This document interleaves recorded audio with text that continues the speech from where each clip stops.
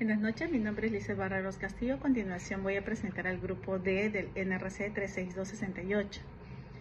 Los integrantes de dicho grupo son Becker Juvencio Ruti, Morelia Oshin Apaza, Ángeles Nicole García, Lizeth Barreros Castillo, Letzi Kauna Mamani. Vamos a hablar en este escenario el caso, específicamente del caso de Urresti. Voy a mencionar ahorita cuál es la problemática. La problemática del caso consiste en determinar si a raíz de la condena de 12 años de prisión que se le interpone a Daniel Urresti, si es que se respetaron sus derechos fundamentales, en especial el derecho al debido proceso, o si por el contrario, durante el desarrollo del proceso se produjo una vulneración de dichas garantías, por el cual se justifica la intervención de un juez constitucional porque él eleva esto a otras instancias a través de la habeas corpus.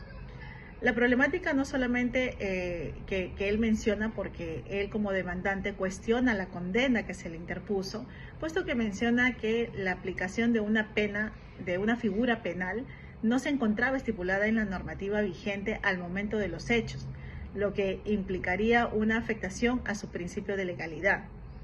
En segundo lugar, también menciona que la calificación de los hechos como crimen de lesa humanidad no estaba prevista en el ordenamiento interno en el año 1988, sino que él acota que no puede ser aplicable retroactivamente en relación con el estatuto, en ese momento, en el estatuto del derecho romano. Ahora, de acuerdo a la modificación jurídica sin garantizar el derecho de su defensa y deficiente motivación y valoración de los medios probatorios. Ahora, en tercer lugar, también menciona que ha sido afectada su libertad personal, conforme al artículo 2, inciso 24, literal F de la Constitución, donde menciona que nadie puede ser privado de su libertad sino en virtud de un mandato judicial. Ahora, en cuarto lugar, también otra problemática es que es sobre si resulta jurídicamente válido aplicar normas internacionales, normas de derecho internacional, incluido el derecho internacional consuetudinario a los hechos ocurridos en 1988. De acuerdo con la problemática del expediente, es resolver si estos cuestionamientos constituyen realmente la violación de los derechos fundamentales, en tal sentido lo que haría precedente el habeas corpus, o si se trata de discrepancias propias de la justicia penal ordinaria, especialmente en materia de valoración probatoria, que no deben ser revisadas por la jurisdicción nuevamente por el habeas corpus. A continuación hablaremos sobre las concepciones de la argumentación jurídica. De acuerdo a los hechos suscitados en el caso de Daniel Urresti, se le condena por los hechos ocurridos en el año 1988 en el contexto del conflicto armado interno relacionados con la muerte del periodista Hugo Bustio Saavedra y de Eduardo Rojas Arce, quien era también era también un periodista corresponsal. Ahora, en dicha época se encontraba vigente el Código Penal del año de 1924. Ahora, los hechos fueron subsumidos dentro del delito del homicidio calificado, figura que se sanciona la privación de la vida en circunstancias agravadas.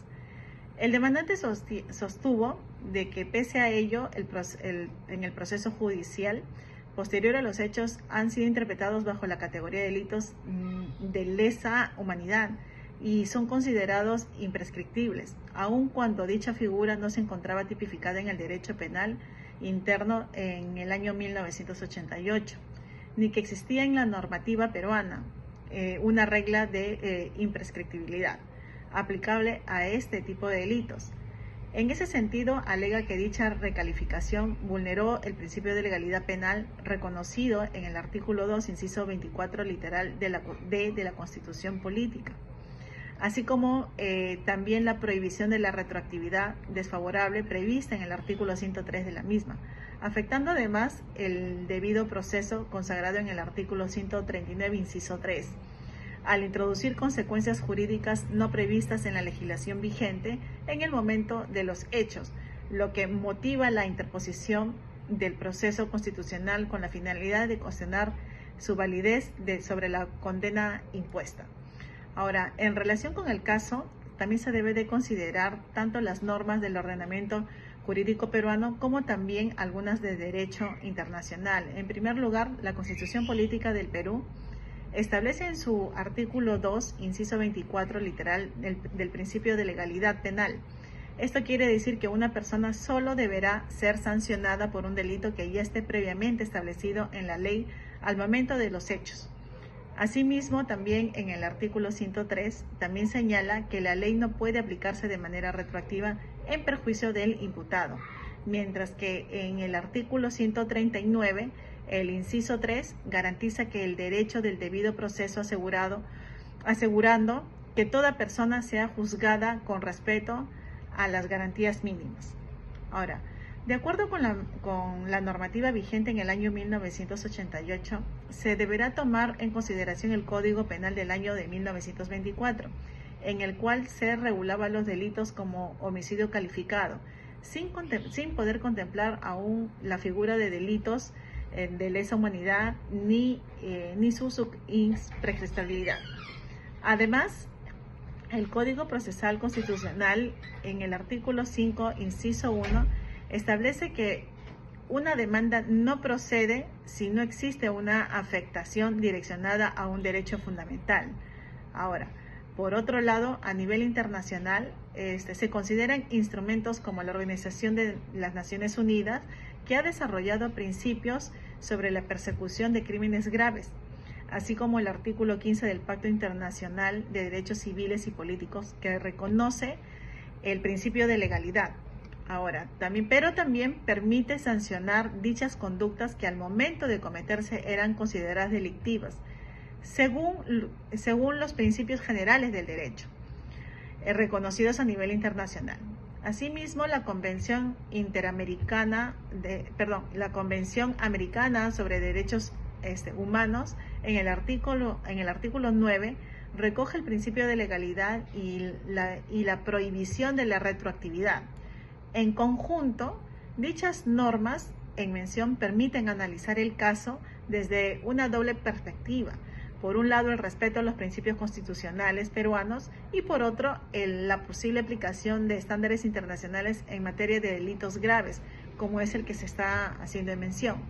Ahora, de acuerdo con la respuesta a la sentencia de Daniel Urresti, que el Tribunal Constitucional del Perú, la demanda interpuesta es declarada infundada, puesto que no se evidencia la vulneración directa de sus derechos fundamentales. En tal sentido, el tribunal determina que las interrogantes formuladas por el demandante tienen como por objetivo poder cuestionar el proceso penal, incluyendo la evaluación de los medios probatorios y la calificación jurídica de los hechos, que deben ser analizados por la jurisdicción ordinaria en lugar de la justicia constitucional, en este caso por el habeas corpus. En consecuencia, se determina que no existe justificación alguna para dejar sin efecto la sentencia condenatoria emitida en su contra, por lo que ésta se mantiene válida y vigente, reafirmándose así los límites del control constitucional y la imposibilidad de convertir esta vía en una instancia revisora de decisiones judiciales penales. Continuando con la presentación, mi nombre es Letzi Lisbeth Kauna Mamani, ¿no? A continuación continuaré con el análisis de la argumentación jurídica en la sentencia 44/2026 del Tribunal Constitucional en el caso de Daniel Urresti. En primer lugar, desde la concepción formal, el Tribunal desarrolla un razonamiento lógico estructurado, parte del principio de legalidad penal establecido en el artículo 2, inciso 24, literal D de la Constitución, y lo aplica a los derechos ocurridos en 1988. A partir de ello, concluye que no se puede aplicar retroactivamente la figura de lesa humanidad ni desconocer la prescripción. En este nivel, el razonamiento es coherente, ya que existe una adecuada relación entre las normas aplicadas y la conclusión alcanzada.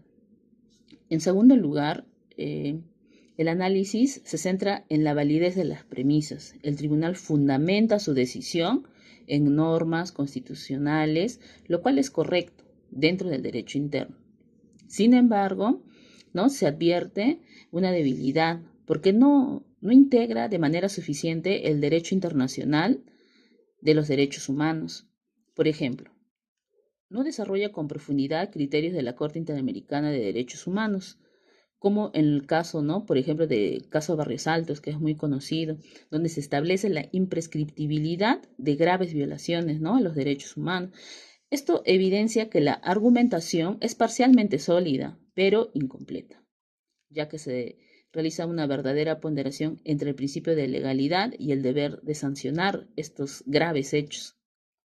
En tercer lugar, el Tribunal Constitucional construye un discurso persuasivo, resaltando valores como la libertad personal, la seguridad jurídica y los límites del poder del Estado. Esto hace que la decisión sea convincente, pero presenta una debilidad porque no responde de manera suficiente a los argumentos contrarios más relevantes. Finalmente, respecto a las falacias encontradas, ¿no? Se advierte que existen falacias informales, en particular una falsa dicotomía, ¿no? Ya que el Tribunal Constitucional señala que solo existen dos opciones: aplicar retroactivamente el Estatuto de Roma o declarar la prescripción, dejando de lado otras alternativas jurídicas, ¿no?, ya señaladas. Asimismo, se observa una omisión de argumentos relevantes, ¿no?, que no se están tomando en consideración. Gracias. Bien, continuando con la exposición, nosotros como equipo hemos respaldado la decisión del Tribunal Constitucional debido a que la decisión se basó en el principio de legalidad y rechazó la aplicación retroactiva de los crímenes de lesa humanidad en el caso del homicidio de Hugo Bustios ocurrido en 1988. Hay algo fundamental en esa fecha, donde dicha figura legal no existía en nuestro ordenamiento. Además, se destaca que la prescripción operó según el Código Penal de 1924, cuyo plazo venció en noviembre del 2018. Sin embargo, la condena recién llegó en el 2023. Por lo tanto, el Estado había perdido su potestad punitiva. Y esto no significa declarar inocente o reste, sino reconocer que ya no se podía castigar válidamente. Otro punto clave: el tribunal respetó la ley 32.107, que limita la aplicación del Estatuto de Roma solo a hechos posteriores al 1 de julio del 2002. Con esto se evitó un activismo judicial que hubiera supervisado la separación de poderes. El fallo no crea nuevos blindajes, simplemente exige el acatamiento de la ley vigente, distinguiendo entre la gravedad del hecho y la invalidez sobrevenida del castigo. Finalmente, valoramos esta decisión como valiente frente a la presión mediática, y eso es propio de una democracia sólida. En conclusión, el Tribunal Constitucional anuló la condena del año 2023 porque se violó el principio de legalidad. Esto ocurrió al aplicar de manera retroactiva dos figuras que no existían en el 1988, el crimen de lesa humanidad y el agravante de alevosía. Dichas figuras no estaban previstas en el Código Penal del 1924, vigente en ese momento. Además, el tribunal determinó que la acción penal ya había prescrito en el año 2018. Por todo ello, se ordenó la libertad inmediata del recurrente. Pero ojo, eso no significa que se le declare inocente. Se le libera única y exclusivamente porque el Estado permitió su potestad punitiva por el paso de tiempo y por la aplicación indebida de la ley. Eso sería todo de mi parte. Muchas gracias. Continuando con el siguiente criterio, voy a explicar los principios éticos profesionales de este análisis. En el desarrollo de este trabajo académico resulta necesario analizar los principios éticos profesionales que orientan al ejercicio del derecho, especialmente en el contexto de la inteligencia artificial y sus aplicaciones al caso de Daniel Urresti. De acuerdo con el Código de Ética del Abogado, la actividad jurídica no se limita al litigio, sino que incluye también la labor académica e investigativa. En este marco, la inteligencia artificial debe ser entendida únicamente como una herramienta auxiliar. Su uso es válido en la medida en que facilita el procedimiento de información o la organización de ideas, pero resulta éticamente cuestionable cuando sustituye el juicio crítico del autor. Siguiendo autores como Manuel Atienza, la argumentación jurídica implica una pretensión de corrección. Por ello, delegar el razonamiento a una máquina vulnera el principio de propiedad que exige la integridad y veracidad en toda actividad jurídica. Esta reflexión adquiere especial relevancia en el análisis del caso de Daniel Urresti. En esta sentencia, el Tribunal Constitucional prioriza la prescripción de la acción penal mediante una interpretación estricta de la norma penal. Sin embargo, desde una perspectiva ética y material del derecho, surge una tensión entre el principio de legalidad y la exigencia de la justicia, en casos de graves violaciones de derechos humanos. En tales situaciones, un análisis jurídico responsable no puede limitarse a una aplicación mecánica de la norma, sino que debe considerar la necesidad y garantizar justicia frente a los hechos que afectan a la humanidad en su conjunto. En consecuencia, la formación jurídica no debe reducirse al conocimiento técnico de las normas, sino que debe orientarse al desarrollo de criterios éticos y sentido de justicia. El abogado no solo interpreta la ley, sino que asume un compromiso con la verdad y la defensa del Estado de Derecho. Así, la argumentación jurídica, incluso en el ámbito académico, debe entenderse como una práctica orientada a alcanzar soluciones más justas dentro de los límites éticos de la profesión.